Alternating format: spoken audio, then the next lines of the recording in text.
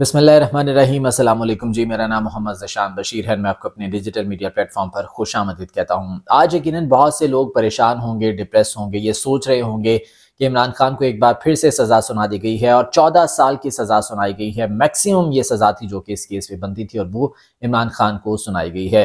एक ऐसा शख्स जिसकी एज ऑलरेडी 70 प्लस है और उसको 14 साल की सज़ा सुना दी जाए। चले अगर कोई नौजवान हो तो उसको अगर 14 साल की सज़ा दी जाती है तो समझ भी आता है, लेकिन 70 साल से ज़्यादा उम्र के शख्स को ये सज़ा दी जा रही है।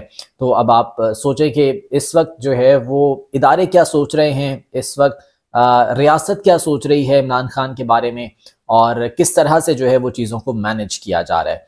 तो बहरहाल ये सज़ा तो अब सुना दी गई है, लेकिन इसमें अब अच्छी बात यह है कि बहुत सी ऐसी चीज़ें हैं जो कि शायद इसमें कंसिडर नहीं की गई, या समझ लें कि कुछ झोल हैं इस केसेस में जो कि अब हायर कोर्ट्स में रखे जाएंगे। यकीनन आपके जहन में ये सवाल आ रहा होगा कि अगर झोल है तो ये चीज़ें ऑलरेडी क्यों नहीं इस ट्रायल कोर्ट के सामने रखी गई थी ताकि ये सज़ा ही ना सुनाई जाती। तो इस बारे में मैं आपको ज़रा डिटेल में बताता हूँ और इसके साथ साथ इमरान खान की जानिब से इस फैसले के बाद जो पैगाम आया है वो बहुत इंपॉर्टेंट है, वो भी मैं आपके सामने रखता हूँ।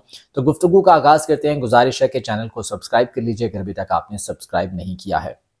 देखें, अलकादिर ट्रस्ट केस में ये जो सज़ा सुनाई गई है इमरान खान को 14 साल की, ये मैक्सिमम सज़ा है।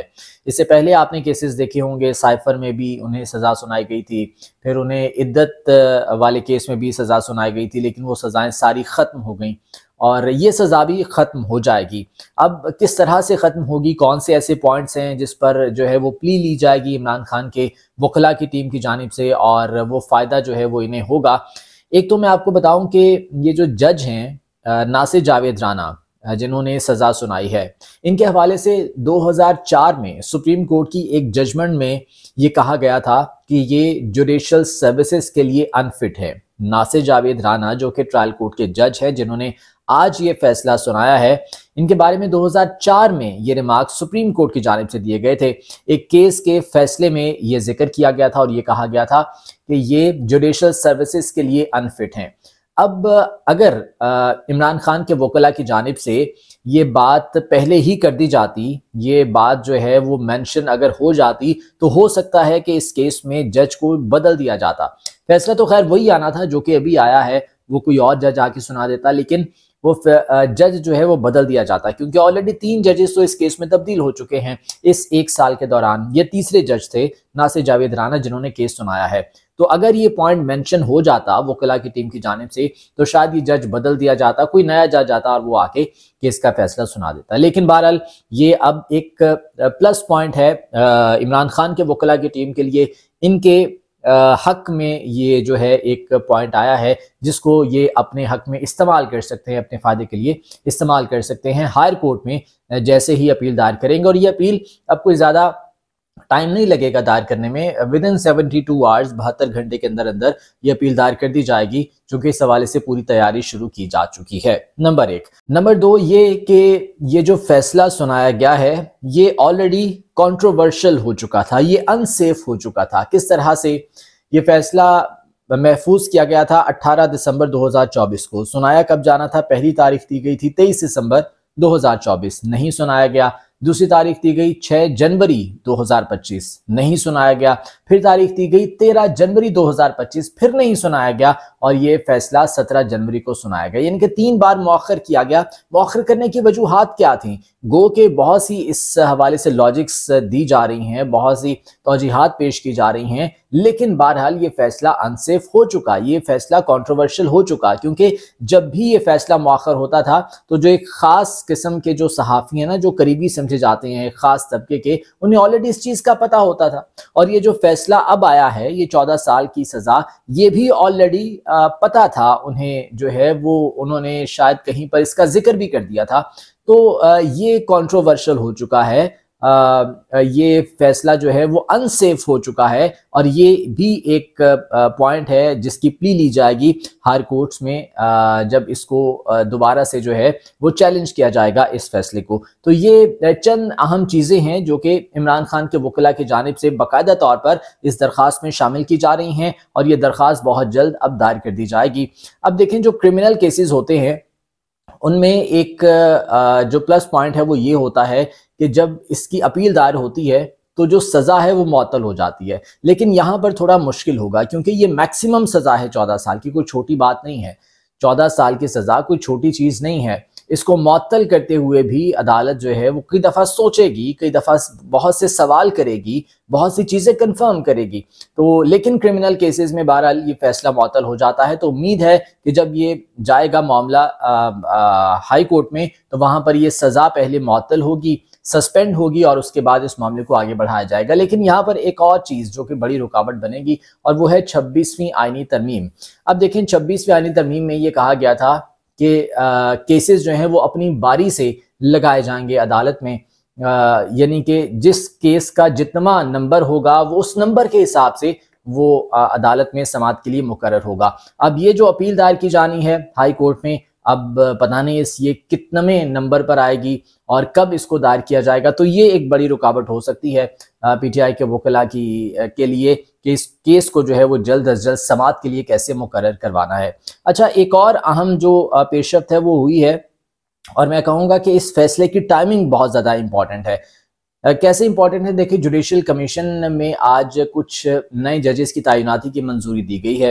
इस्लामाबाद हाई कोर्ट में भी 2 जजेस को लाया गया है, इंडक्ट किया गया है और ऑब्वियसली 26वीं आईनी तरमीम के बाद जुडिशल कमीशन जिस तरह से जजेस की तैनाती की मंजूरी देता है उसमें जो हुकूमत है उसके नुमाइंदगान भी शामिल हैं और वज़ीर कानून, अटॉर्नी जनरल, ये तमाम लोग शामिल हैं और इन तमाम लोगों ने मिलकर उसकी मंजूरी दी है। तो अब लग यूँ रहा है कि ये जो 2 जजेस इस्लामाबाद हाई कोर्ट में नए लाए गए हैं ये हुकूमत अपनी मर्जी से लेकर आई होगी और अगर ये इमरान खान का केस उन्हीं 2 जजेस के सामने चला जाता है या उनमें से किसी एक जज के सामने चला जाता है तो फिर भी जो हुकूमती तबका है या हुकूमती कैंप है वो खासा पुरज़्म नज़र आएगा कि इमरान खान की ये सज़ा मुअत्तल नहीं होगी। आज भी बड़ी वो खुशियाँ मना रहे थे, मिठाइयाँ खा रहे थे। मैंने देखा था कि जब ये फैसला सुनाया गया तो वो एक दूसरे को मिठाइयाँ खिला रहे थे कि जी इमरान खान को सज़ा हो गई है, इमरान खान को जो है वो 14 साल की सज़ा और उन्हें नाअहल कर दिया गया है। तो ये आज की सूरत हाल थी। तो डेफिनेटली उनकी कोशिश यही होगी कि उन्हीं जजेस के सामने जो कि इंडक्ट किए गए हैं स्पेशली उनके सामने ये केस लगे ताकि ये मामला जो है वो इसी तरह से लिंगर ऑन होता रहे और सज़ा मुअत्तल ना हो। तो ये तमाम तर चीज़ें हैं। दूसरी जानिब इमरान खान की जानिब से जो रद्द-ए-अमल आया वो बहुत ज़्यादा इंपॉर्टेंट था। एक तो जो कमरे अदालत में लोग मौजूद थे उन्होंने बताया कि जिस वक्त ये फैसला सुनाया गया तो इमरान खान उस वक्त मुस्कुराते रहे। इमरान खान ने मुस्कुराते हुए ये फैसला सुना और किसी भी किस्म का कोई परेशानी का तासुर उनके चेहरे पर नहीं था, किसी भी किस्म की कोई कन्फ्यूजन नहीं थी, किसी भी किस्म का कोई डिप्रेशन नहीं था, बल्कि उन्होंने बहुत मुस्कुराते हुए और बहुत ही लाइटर मोड में ये फैसला जो है वो सुना। और उसके बाद उनकी जानिब से जो पैगाम दिया गया वो बहुत इंपॉर्टेंट है। उन्होंने कहा कि जी सबसे पहले तो आपने घबराना नहीं है। ये इमरान खान ने कहा कि आपने नहीं घबराना। फिर कहते हैं कि मैं इस आमरीत को कभी तस्लीम नहीं करूंगा और इस आमरीत के खिलाफ जदोजहद में मुझे जितनी देर भी जेल की काल कोठरी में रहना पड़ा मैं रहूंगा, लेकिन अपने उसूलों और कौम की हकीकी आज़ादी की जदोजहद पर समझौता नहीं करूंगा। अच्छा, कल ना बड़े शादियाने बजाए जा रहे थे कुछ लोगों की जानिब से कि जी देखें जो पीटीआई है वो मुज़ाकरात तो कर रही है लेकिन अब सज़ा भी हो जाएगी। मीनवाइल एक खबर आती है कि जी बैरिस्टर गौहर की मुलाकात हुई है आर्मी चीफ के साथ और इस पर फिर तनकीद शुरू हो जाती है कि जी देखें एक जानिब तो ये मुज़ाकरात सियासी इनकी कमेटी मुज़ाकरात कर रही है, दूसरी जानिब जो है ये आर्मी चीफ से मुलाकातें करते फिर रहे हैं, ये डील करने की कोशिश कर रहे हैं। तो आज वो फिर से वो ये कह रहे हैं कि जी देखें ये इन्होंने मुलाकातें भी की थी लेकिन फिर भी सज़ा सुना दी गई। तो इससे एक बात तो जाहिर होती है, साफ हो जाती है, और वो ये कि इमरान खान ने किसी भी किस्म की डील को लेने से इनकार कर दिया है। इमरान खान ने हर किस्म की डील को मुस्तरद कर दिया है और ये उन लोगों के मुंह पर एक जन्नाटेदार थप्पड़ है जो ये कह रहे थे कि इमरान खान एनआरओ मांग रहा है, इमरान खान डील करना चाहता है। हालांकि इमरान खान के लिए बहुत आसान है, आज भी बहुत आसान है वो डील करके कहीं बाहर चला जाए, मुल्क में आराम से अपनी ज़िंदगी के बाकी दिन जो है वो आराम से गुजारे, लेकिन वो यहाँ पर बैठा है। वो फैसला सुन के एक बार फिर से उसी काल कोठरी में चला गया, वहीं पर जाके बैठ गया और उसने कहा कि मैं यहाँ पर बैठा हूँ लेकिन अपने उसूलों पर समझौता नहीं करूँगा। फिर वो कहते हैं कि हमारा आज़म हकीकी आज़ादी, जमहूरियत और कानून की हुक्मरानी है जिसके हुसूल तक और आखिरी गेंद तक लड़ते रहेंगे, कोई डील नहीं करूंगा और तमाम झूठे केसेस का सामना करूंगा। ये बहुत लंबा एक पैगाम है जो कि इमरान खान की जानिब से जारी किया गया। मैंने उसकी चंद लाइनें मैंने आपके सामने रख दी हैं। दूसरी जानिब जो मुज़ाकरात वाला मामला है उसमें इमरान खान ने और पीटीआई ने ग्रीन सिग्नल दिया है और ये कहा है कि मुज़ाकरात खत्म नहीं होंगे, मुज़ाकरात हम जारी रखेंगे, ये मामला अपनी जगह पे, लेकिन बातचीत हमारी चलती रहेगी। लेकिन जुडिशल कमीशन बनाने के जो मुतालिबात अब हुकूमत के सामने रखे गए हैं, हुकूमत की जानिब से चूंकि ये इंदिया दिया गया है कि ये जुडिशल कमीशन नहीं बन सकता। कल भी राना सनाउल्लाह ने प्रेस कॉन्फ्रेंस में ये बात की थी, दीगर लोगों ने भी ये बात की थी कि 9 मई पर जुडिशल कमीशन नहीं बन सकता, 26 नवंबर पर नहीं बन सकता। तो ये 7 दिन का वक्त अभी है उनके पास। अगर 7 दिन में जुडिशल कमीशन बन जाता है तो ये मुज़ाकरात शायद आगे बढ़े, लेकिन उसके बाद अगर जुडिशल कमीशन नहीं बनता तो मुज़ाकरात भी आगे नहीं बढ़ेंगे। तो बहरहाल ये बहुत अहम चीज़ है। अब देखना है कि ये मामला किस तरह से आगे बढ़ता है, पीटीआई की स्ट्रेटेजी क्या होती है, स्पेशली इन मुज़ाकरात के हवाले से। आज की वीडियो से मुझे इजाज़त दीजिए। अल्लाह निगहबान।